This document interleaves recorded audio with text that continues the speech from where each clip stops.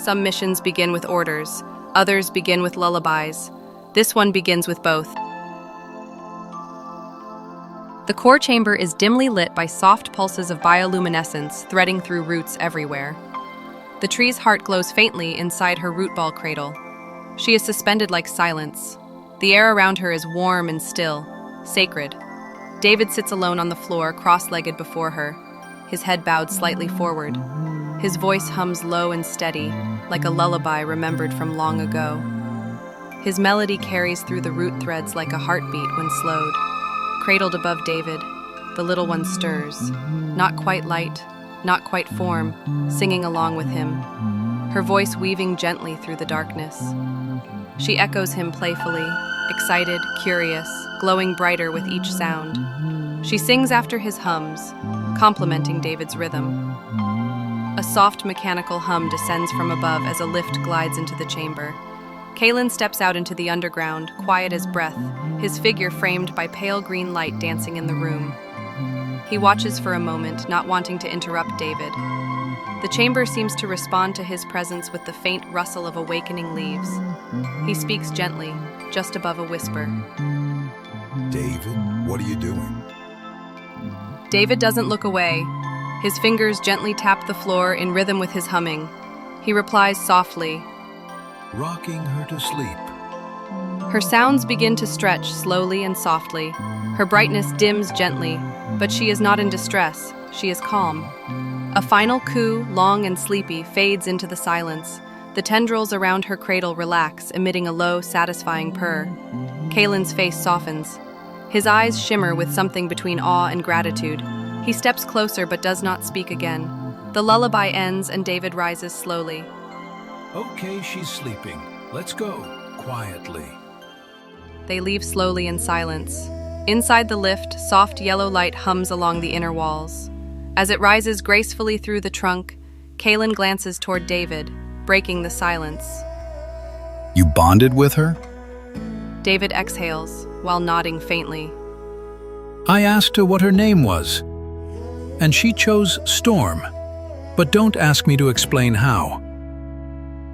Kalen absorbs David's words with a quiet reverence. He doesn't smile, but something warms in his gaze anyway. A name for her beauty, awe, and wonder, not to mention her capability. They continue upward, vanishing out of sight.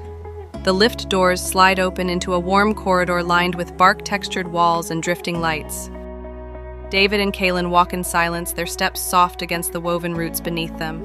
Outside, the world is beginning to stir. They approach observations, the command center and central hub of activity for the Polaris team. Dr. Alara stands near a curved display table, scrolling through translucent data petals suspended in air. She is calm, radiant, and her presence is like quiet rain. Warden Torin Vashar stands beside her, stoic and weathered. He observes a projection of layered terrain. He's ready. The warden glances at David, his expression unreadable. David gives a small nod, still carrying his calm from the root chamber. Then we shall begin. You've met the heart of Polaris. Now meet the world we protect. For her. She gestures and the map unfolds. A cross-section of the Terrarium world all around them, the underworld, the surface, and the canopy. Symbols softly flicker through the display. Where are we needed? Underworld perimeter, something old has awakened, or has been disturbed. We'll take the verdant strider. A rustling sound draws David's attention, and he turns around. Near the entrance to the chamber, a gorgeous, huge, ladybug-like creature waits. Vibrant shell, gentle eyes. She tilts her head towards David. You again? Luma steps forward, making a delicate, chime-like flutter. David crouches slightly. He is intrigued. You waiting for me? She brushes her antenna gently along his sleeve. He is amused and chuckles while bending down to welcome her. I guess that's a yes. David notices a faint tap on his boot from behind. He is curious and looks down. An ant, the size of a small dog, eyes bright and curious, staring up at him. David leans forward and pets the large ant. And you're not staying behind either, are you? The ant squeaks in acknowledgement, a soft, determined chirp.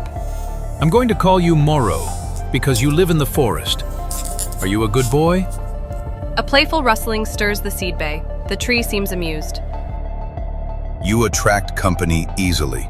Maybe they know where we are going and what we are up against. The verdant strider sits ready, its form like a giant peach pit wrapped in living armor.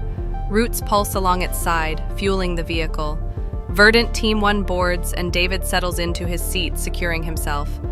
Luma curls gently at his side on the floor, and Moro curls up beside her. The vessel shakes and vibrates as it hums to life. Silpha greets David with a soft smile as she settles beside him. She leans down and gently strokes Moro's head, who chirps contentedly at the attention. Rogan remains focused at the helm, hands steady on the controls, offering no response. Jara stands silently in the shadowed corner, her presence quiet but watchful. Outside, bioluminescent vines part and the verdant strider rises into dawn.